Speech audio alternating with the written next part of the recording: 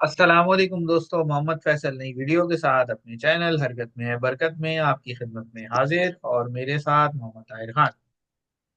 हाँ जी। अस्सलाम वालेकुम, क्या हाल चाल है सबके। Tell me something new is the name of the channel on YouTube. और हमने फिर इस समथिंग न्यू हो गया। दफा भी हमने भाई टेस्ट की तरह सब टेस्ट के पहले ही हमने जैसे टेस्ट में कर रहे हैं आजकल, हम पहले ही अनाउंस, इस तरह हमने वनडे में भी अनाउंस कर दी। हम्म। और आज एक और तहलका हो गया, वो जो आप जिसका आप जिक्र कर रहे हैं। हाँ, वही ना। तो तहलका तो नहीं, वो कुछ एक्सपेक्टेड नहीं लग रहा था जिस तरह से कॉन्फिडेंस था न्यूजी के पास। हाँ, असल में इसको यार अगर आप हम थोड़ा सा इनके वो सीरीज देखते हैं आप क्रिकेटर? जी जी। सीरीज को अगर हम थोड़ा सा डिस्कस कर लें ना, जो इंडिया की सीरीज हुई है इसको, तो दो ही हमारे आज एजेंडा है। एक तो इंडिया की सीरीज है, और दूसरा जो है पाकिस्तान की हम्म। प्लेइंग 11 और ऑस्ट्रेलिया की प्लेइंग 11 पहले वनडे के लिए।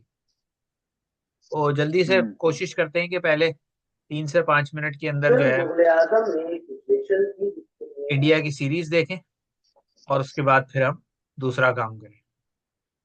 तो अब मुझे ये लगता है बेसिकली अब सीरीज तो हो गई, 3-0 हो गया, जो कि काफी अनएक्सपेक्टेड था, क्योंकि आमतौर पर इंडिया से यही एक्सपेक्ट किया जाता है कि वो अपनी होम सीरीज लाजमी जीतेगा। तो उन्होंने जिस तरीके से पहला टेस्ट मैच आप कहते हैं मिस रीड किया पिच को, और वहां पर फास्ट बॉलर्स के बजाय स्पिनर्स पे इन्हिसार किया, और गीली पिच थी और वो सीमिंग कंडीशंस थी, तो वहाँ इंडियन बैट्समैन एक्सपोज हुए। और फिर दूसरे टेस्ट मैच में रैंक टर्नर बना दिया, पैनिक बटन ऑन हुआ कि भाई हम रैंक टर्नर बनाते हैं, वो शायद दो तीन चीजों को जो है ना ओवरलुक कर गए। नंबर एक, मौजूदा बैट्समैनों की बैटिंग फॉर्म। नंबर दो, जो यंग लॉट इस वक्त इंडियन टीम में खेल रही है, उनकी कैपेबिलिटी स्पिन बॉलिंग को खेलने की। और नंबर थ्री के, जिस तरह की ये विकेट थी, इन विकेट्स के ऊपर वो इस चीज को बिल्कुल अंडर एस्टिमेट कर गए कि मिचेल सेंटनर और एजाज पटेल को कैसे ओवरकम करेंगे। क्योंकि एजाज पटेल की अगर आपको परफॉर्मेंस याद हो, तो अगर कोई आप सिंपल बैटिंग विकेट की आप बात कर लें तो एक अलग बात है, लेकिन जहां विकेट में असिस्टेंस हो वहां आप बिल्कुल एजाज पटेल को अंडर एस्टिमेट नहीं कर सकते। पाकिस्तान के खिलाफ आपको याद होगा, सीरीज में एजाज पटेल ने अकेले ही पाकिस्तान का बैंड बजा दिया था। तो ये चंद चीजें थी जो कि इंडिया ओवरलुक किया, प्लानिंग में मिस्टेक नजर आई, कुछ कॉन्फिडेंस शैटर हो गया 46 पे आउट होने के बाद, और न्यूजीलैंड ने रिकवर नहीं होने दिया उसके बाद। और तीसरी चीज जो हम्म। सबसे अहम है, कि आजकल जो हर टीम को एक बेसबॉल स्टाइल में टेस्ट क्रिकेट खेलने की पड़ गई है, तो ये बेसबॉल स्टाइल कोई साल 1.5 साल चलता है। उसके बाद जब सामने कोई ऐसा अपोनेंट आ जाए जो आपको रीड कर ले और आपकी कमजोरियों के ऊपर हमला करे, तो आपके पास कोई जवाब नहीं रहता। मैं अभी भी फिर यही कहूंगा कि इंडिया ने जो एक डिसीजन लिया चेतेश्वर पुजारा और अजिंक्य रहाणे को तकरीबन कोई 2 साल पहले टीम से बाहर करने का, वो काफी अरसे तक पे ऑफ करता रहा, क्योंकि रोहित शर्मा, और खैर रोहित शर्मा के तो टेस्ट रिकॉर्ड उतना अच्छा नहीं है, विराट कोहली और फिर यशस्वी जायसवाल ऊपर आए, उसने रन किए, Shubman Gill on end of run करता रहा, बीच में सरफराज खान ने 2 दफा रन कर दिए। तो वो है एक भाई। तरह से समझ लें, उन दोनों की जो कमी थी ना, वो काफी हद तक कवर हो रही थी। लेकिन जब इनका फेलियर हुआ, तो आपके पास विकेट पर रुक कर खेलने वाला, फंस के खेलने वाला कोई बैट्समैन ही नहीं बचा। मैं अब एक बात करके और हम्म। अपना पोर्शन खत्म करूंगा, कि आप तीसरे टेस्ट मैच में देखें पाकिस्तान और इंग्लैंड का जो था, तीसरे टेस्ट मैच की पहली इनिंग जो पाकिस्तान खेला, उसमें डिफरेंस जो था वो साउथ शकील था, कि वो इतना फंस के खेला कि उसने 100 रन में से 5 बाउंड्रियां मारी, और वो सिंगल डबल 55-60 के स्ट्राइक रेट पे खेलता रहा।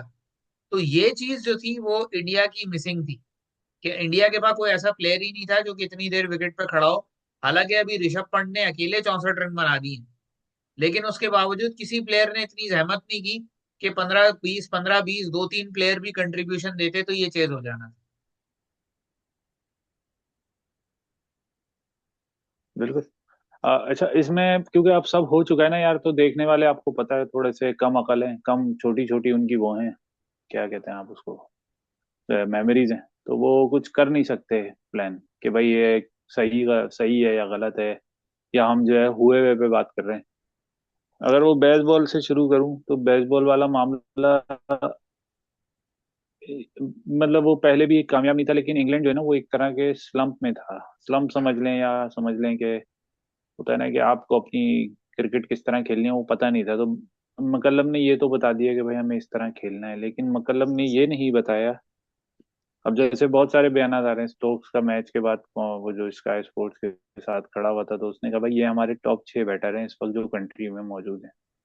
अब वो एक तरह से कॉन्फिडेंस बिल्डर भी है जो खेल रहे हैं उनके लिए, लेकिन एक तरह से बाकियों के लिए सवालिया निशान है कि भाई ये टॉप 6 हैं जो जरा सी, जिनमें से तीन खास तौर पे, क्या नाम है, क्रॉली, ओली पोप और हैरी ब्रूक, अगर कंडीशन बॉलिंग अगर ऐसी नहीं होगी जिसमें विकेट में जिप ना हो, तो आप रन नहीं बना सकेंगे, क्योंकि आपका स्ट्रोक प्ले रोक दिया। यही काम श्रीलंका ने किया था।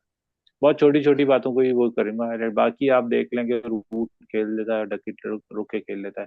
स्टोक्स भी रुक के नहीं खेल पाया, स्टोक्स भी, बल्कि मुझे लग रहा था कि स्टोक्स शायद बच जाएगा, लेकिन वो match short of match practice और बहुत सारे फैक्टर होते हैं, कंडीशंस। अब ये हेडिंग्ले तो है नहीं कि अपनी मर्जी की विकेट होगी, कोई मसला नहीं होगा, गेंद स्पिन नहीं ले रही होगी। सब हम अपने प्लेयर्स की जितनी तारीफ कर रहे हैं या जितने मुश्किलात पाकिस्तान क्रिकेट में उस वक्त थी इन जीत से पहले, खैर अभी भी है, लेकिन वो जीत से पहले जो मुश्किलात में थी वो अभी खत्म नहीं हुआ था। लेकिन हमने क्या किया, हमने सोचने का मौका दिया, हमने जो प्लेयर्स थे उनको उनकी कंडीशंस दी। अब हमें नुमान अली और साजिद खान जो है वो हम खिलाएंगे तो हमारे पास कॉन्फिडेंस होगा कि अगर विकेट असिस्ट करेगी तो ये दोनों चलने नहीं देंगे किसी को। इसी तरह अगर आप दूसरी दूसरी पॉइंट टीम के पॉइंट ऑफ व्यू से देखें कि भाई अगर उन्हें रन ही बना रहे थे ना, वो 823 उन्होंने रन ही बनाए थे ना, और रन उन्होंने कितने बनाए थे, 150 ओवर में। तो हमें इसका मतलब क्या रोकने, रन रोकने। आपकी स्ट्रेटेजी बहुत क्लियर होनी चाहिए क्या करना है। न्यूजीलैंड पे आ जाता हूँ। दूसरे दिन के एंड पे डेरिल मिचेल जो है वो कमेंट्री जो भी टीम है उनके साथ इंटरव्यू में कह रहा है कि भाई हम बंच ऑफ क्रिकेटर हैं जो फाइटिंग अगेंस्ट द वर्ल्ड। आप बयानात सुने, आप देखें 2021 में टॉम, जो वो क्या नाम था उसका, मेरा फेवरेट, जिसका कामरान अकमल ने कैच छोड़ दिया था, टेलर, हम्म। उसका कैच जो है वो छोड़ने पे पाकिस्तान सेमीफाइनल हार गया था, याद होगा आपको। हम्म। उस बंदे के जाने के बाद इनको 2 साल तकरीबन लगे जिसमें इन्होंने टीम चेंज नहीं की, यही लोग खेल रहे हैं। ब्लंडल भी यही है, विलियम भी यही है, एक आध आगे पीछे वो इंडियन ओपनर था, इंडियन ओरिजिन का, उसको हटा के जो हैदराबाद। है वो, हाँ, कॉनवे को लेके आ गए। टॉम लेथम वही है, 2014 में भी कॉनवे ने दौरा किया था, विलियमसन नहीं है। विलियमसन होता तो शायद विलियम की जगह ना बनती, और हो सकता है कि डेरिल मिचेल एक नंबर नीचे आता। बहुत सारे इफ एंड बट्स हैं, लेकिन टीम को क्या पता था कि अगर हमने एक दफा अंडर प्रेशर कर लिया ना, तो अब हमें निकालना आज की क्रिकेट में जो करंट क्रिकेट और जिस तरह वो बेसबॉल का वो कर रहे हैं, अगर आप एक दफा दबोच लो ना, वो जो 46 रन पे आउट हुए ना, उससे वो बाहर नहीं निकल पाएंगे। और वो जो एक कॉन्फिडेंस था ना, वो ओवर कॉन्फिडेंस में इसलिए तब्दील हो गया, और रुक के खेलने वाला, और वो सब, मैं इस चीज को सबको अंडरलाइन करना या इस तरह मैं बता दूं कि आप सिचुएशन के हिसाब से खेलते हैं। आप मैच में जाते हैं, उस वक्त ना आपको वहां से कोच कोई बता सकता है, ना आपकी कोई, मतलब कोई आप पेपर पे लिख के जाएं तो काम हो सकता है। उस वक्त आपका माइंड, उस वक्त बॉलिंग बॉलिंग जो हो रही है उसकी स्ट्रेंथ, उसकी वीकनेस और पिच की कंडीशन देख के आप रन बना रहे होते हैं। ये आपका बेसिक क्राइटेरिया होता है। अगर आप उसमें नहीं मतलब इवॉल्व या उसमें नहीं समझ पा रहे कि क्या करना है, तो फिर आप वहां उस जगह पे खड़े होने के हकदार नहीं है। क्योंकि वो आती है, आप देख लिया, शाहिद खान हो, कामरान गुलाम हो, नुमान अली हो, फवाद आलम के केस में, सऊद शकील के केस में, और बहुत सारे लोगों के केस में, कि वो करके आते हैं ना, तो उन्हें पता होता है कि यार मुझे, अगर मैं यही जो फॉर्मूला है ना मेरा, मैं इसको करता रहूंगा ना, तो मुझे कामयाबी मिल जाएगी। और अगर नहीं मिलती तो उसमें ये होता है कि बंदे ने कम से कम कोशिश तो की, नजर आती है। नुमान अली के वो रन जो थे, चाहे वो 70-80 की पार्टनरशिप उसकी हो गई, 48 रन वो हो गए। इससे पहले जो दूसरे टेस्ट में नुमान अली ने 28 रन बनाए थे, वो भी कोई कम कंट्रीब्यूशन नहीं थे। आप जाओ, आप असेस करो कि मुझे सामने वाले को यार 100 भी करवा दूंगा और टीम भी आप हमारी स्कोर अच्छा बना देगी। कल भी यही हुआ, जब उन्हें 104 पे मेरे ख्याल से 6 आउट हो गए थे न्यूजीलैंड के। अब नहीं, 104 की लीड थी और 6 आउट हो गए थे। उसके बाद सिर्फ छक्के देखे मैंने, छक्के मार रहे थे, बाउंड्रियां नहीं मार रहे थे। छक्के मार रहे हैं डायरेक्ट डायरेक्ट। उन्हें पता है कि अगर हम ये स्कोर कम से कम 150 के करीब ले जाएंगे, और कल ये सब बोल रहे थे कि जीतेंगे, और मुझे यही डर लग रहा था। डर क्या, मुझे ये लग रहा था कि 147 रन जिस तरह टर्न हो रही थी गेंद, बहुत मुश्किल हो जाएगा। और इंडियन बैट्समैन को थोड़ा सा, मतलब आप, सही है, आप अपने सरफराज को थोड़ा मैं एग्रेसिव देखता हूँ, पंत को थोड़ा मैं इम्प्रोवाइज करता हुआ देखता हूँ, लेकिन कोहली और शर्मा की जो परफॉर्मेंस थी ना, वो बहुत क्वेश्चनेबल थी। और जिस तरह अश्विन ने बिल्कुल सेट, क्योंकि अश्विन की 5-6 हंड्रेड है भाई इंटरनेशनल, डोमेस्टिक में भी होंगी, लेकिन 5-6 हंड्रेड है, तो आपने विकेट जिस तरह लूज की, वो बहुत बहुत क्रूअल वे था कि आप, मतलब आप इस तरह विकेट लूज करो। अच्छा जी, ये तो चले, इंडिया की सीरीज हो गई डन एंड डस्टेड। अब आ जाएं जो कल हम्म। का ओडीआई होने जा रहा है मेलबर्न में, पाकिस्तान ऑस्ट्रेलिया के दरमियान। दोनों टीमों ने अपनी प्लेइंग 11 अनाउंस कर दी है, तो उसको देख लेते हैं और हाँ उस जी पर भाई। डिस्कस कर लेते हैं। पहले पाकिस्तान की हाँ टीम जी। डिस्कस वो हम अनाउंस कर दें। तो पाकिस्तान ने बेसिकली हाँ जी किया भाई। यह है कि 7 बैट्समैन इंक्लूडिंग विकेट कीपर और 4 फास्ट बॉलर्स के साथ जाने का फैसला किया है। साइम अयूब, अब्दुल्ला शफीक, बाबर आजम, कामरान गुलाम, मोहम्मद रिजवान, इरफान खान नियाजी, सलमान अली आगा, शाहीन शाह अफरीदी, नसीम शाह, मोहम्मद हसनैन और हारिस रऊफ। चारों फास्ट बॉलर जो कि वहां टूर पे अवेलेबल हैं आमिर जमाल के अलावा, उन चारों को कल उतारने का फैसला किया गया है। और 7वें नंबर पे इरफान खान नियाजी को रखा गया है। और स्पिनर, एज ए आप कह लें रेगुलर स्पिनर कोई नहीं है, सलमान अली आगा, इरफान नियाजी और साई मयूब, ये 5वें बॉलर का रोल प्ले करेंगे। और स्पिनर टूर में ही नहीं है कोई। स्पिनर हमारे पास अरफात मिनास और फैसल अकरम है वहां। टूर टी स्क्वाड में वो लेके तो चले गए, पता नहीं क्या करेंगे उनका। अब वो हाँ थोड़ा सा, आपको 4 पेसर सही है मानता हूँ, लेकिन अब क्रिकेट में 50 ओवर भी कराने हैं आपको, हाँ आपने विकेट भी लेनी है, तो पता नहीं, इतना कॉन्फिडेंस है नहीं है। मैं अभी हो सकता है कबल इस वक्त कह रहा हूँ, लेकिन हाँ कॉन्फिडेंस इतना है नहीं है कि हम 10 विकेट ले सकें, और ऑस्ट्रेलिया को हाँ। ऑस्ट्रेलिया में आउट करना, ये भी एक बहुत बड़ा क्वेश्चन मार्क है। लेकिन इसमें पता है खैर क्या है, वो। मुझे मुझे लगता है हम्म। कि एक ट्रिक इन्होंने मिस की है। 4 फास्ट बॉलर आपने खिलाने थे तो उनमें एक आमिर जमाल को लाजमी होना चाहिए था, क्योंकि ऑस्ट्रेलियन पिचेस के हाँ ऊपर वो तो जिस किस्म का वो शाहीन एग्रेसिव 8वें पे आ बॉलर है। गया। हाँ, हम्म। शाहीन की जगह आमिर जमाल को होना चाहिए था नो डाउट। हाँ शाहीन जो है वो बिल्कुल बिल्कुल होना। फजूल बॉलर है, ना उसकी कोई पेस है, ना कोई सीम स्विंग बची है। बस वो कंपनसेट करने के लिए उसको डाला गया है, और शायद इस वजह से भी कि भाई बहुत ऑस्ट्रेलियन दोस्ती आ टूर रही पे है बस। भेजें, मुश्किल टीम जो है, मुश्किल टीम के खिलाफ परफॉर्म ना करें तो जवाब भी हो कि भाई आप हमारे नंबर 1 बॉलर हैं हाँ। और आपसे इधर परफॉर्म नहीं होता। एक काम हो सकता था, क्योंकि ये ग्राउंड बड़े होते हैं मेलबर्न वगैरह, स्पिनर को हाँ। रखा जा सकता था। क्योंकि हाँ कुछ हो सकता, हाँ, ताकि वो। स्पिनर अपना कहीं ना कहीं रोल प्ले करे कि भाई मुख्तलिफ किस्म की वैरायटी, बिलखुसूस फैसल अकरम जो है बड़ा मिस्ट्री किस्म का स्पिनर है, तो उसको चांस दिया जा सकता था। आप एक बॉलर जो है वो, यानी अगर आप फॉर एग्जांपल इरफान नियाजी को खिला रहे हैं, वैसे तो मैं बहुत खुश हूं कि इरफान नियाजी को चांस मिलने जा रहा है, क्योंकि ये जितने प्लेयर हैं ना उनमें सबसे फिट प्लेयर है इरफान नियाजी, जितने इस वक्त पाकिस्तानी स्क्वाड में प्लेयर हैं सबसे ज्यादा फिट अच्छा। प्लेयर है इरफान नियाजी। गन फील्डर है, मुश्किल पोजीशंस पे फील्डिंग हम्म। करता है, और फिनिशिंग टच मुझे उसकी बैटिंग में नजर आया जितने मैचेस भी वो खेला। तो मैं, हम्म। बहरहाल इस बात की खुशी है कि इरफान नियाजी को चांस दिया गया है। लेकिन आमिर जमाल का भी कहीं ना कहीं हिसाब किताब बनना चाहिए था, चाहे शाहीन आफरीदी की जगह ही खिलाते या हारिस रऊफ को रखा गया है। देखते हैं हारिस रऊफ इतने अरसे बाद खेल रहा है, क्या परफॉर्मेंस देते हैं, वही परफॉर्मेंस है जो वर्ल्ड कप में थी या कुछ इंप्रूवमेंट आती। मैं तो सिर्फ ये कहूंगा कि आपने दो स्पिनिंग, जो स्पिनर्स को बहुत अच्छा खेलते हैं, उनको ऑस्ट्रेलियन कंडीशन में खिला दिया, कामरान गुलाम और सलमान अली आगा। आपका नंबर 4 बैट्समैन मोहम्मद रिजवान है, बाबर आजम, और वो अगर, मुझे लग रहा है साइम अयूब भी शायद थ्राइव कर जाए, क्योंकि वनडे है, हो सकता है कर जाए। अब्दुल्ला शफीक पर अब मैं को बहुत बड़ा क्वेश्चन मार्क लगा चुका हूँ, क्योंकि इस बंदे को अब मुझे लग रहा है भाई ये नाम जो पिछले स्कोर, लेकिन बाबर आजम को ड्रॉप करके कम से कम सिलेक्टर ने ये बता दिए कि कोई भी अनटचेबल नहीं है, किसी को भी ड्रॉप किया जा सकता है, बस। एक चीज मैं बाकी और, ये। जहर हम्म। एक चीज में और जो है ना, क्योंकि अब ये सिर्फ 3 ओडीआई हैं, तो इनको मेरा ख्याल है कि हसीबुल्ला को भी जो है ना चांस देना चाहिए, क्योंकि हसीबुल्ला का सबसे कामयाब फॉर्मेट जो है वो ओडीआई है। आप जितने भी अच्छा। हसीबुल्ला की परफॉर्मेंसेस देखें, चाहे इमर्जिंग लेकिन उसके लिए तो रिजवान को बिठाना पड़ेगा ना। टूर्नामेंट रिजवान हो। को बैठना पड़ेगा। नहीं, वो एज ए बैट्समैन भी खेलता है, प्रॉपर बैट्समैन है। तो अगर आप अब उसके पसंदीदा फॉर्मेट में आप उसको चांस नहीं देंगे, तो फिर दूसरे फॉर्मेट में खिलाएंगे, वहां उससे परफॉर्म ना हो पाया तो फिर आप बिठा देते हैं। तो इस तो वजह से यही मेरा होगा ख्याल है अब। कि हसीबुल्ला को यही होगा चांस भाई। जरूर दिया जाना चाहिए था, चाहे अब्दुल्ला शफीक को बिठा दें। हाँ, अब्दुल्ला सही को बिठा दे, कोई मसला नहीं, बिठा दे। ऑस्ट्रेलियन टीम देख लें। हाँ जी। ऑस्ट्रेलिया ने जी जो टीम अनाउंस की है उसमें उनके पास अ, काफी मिक्स एंड मैचेस हैं। तीन पेसर हैं उनके पास, हाँ Mitchell Starc, PAT Cummins, Shawn Ebert. हाँ स्पिनर है एडम जैम्पा। ऑलराउंडर्स में एरन हार्डी और ग्लेन मैक्सवेल। और बैट्समैनों में विकेट कीपर जोश एंजेलिस। और बैट्समैन उनके पास जो हैं उनमें मैकगर्क और मार्नस लोबुशेन, स्टीव स्मिथ।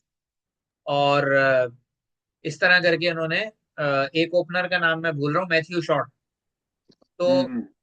ये टीम उन्होंने रखी है, तो जिससे लगता है कि भाई उनके पास नंबर 6 पे मैक्सवेल बैटिंग करेंगे, नंबर 7 पे उनके पास एरन हार्डी, और फिर उसके बाद चार बॉलर। तो ये ऑस्ट्रेलिया ने बहरहाल काफी वेल राउंडेड टीम रखी है कि इसमें एडम जैम्पा एक प्रॉपर लेग स्पिनर है, और मैक्सवेल जो है वो एक ऐसा स्पिनर है कि जिस दिन उसका डे हो तो वो 10 ओवर भी करा देता है। ऑस्ट्रेलिया ने अपने बिल्कुल। ऑप्शन खुले रखे हैं। हाँ, एक एक चीज ये होगी। मैं अभी क्योंकि अब मैं ऑस्ट्रेलिया की बात कर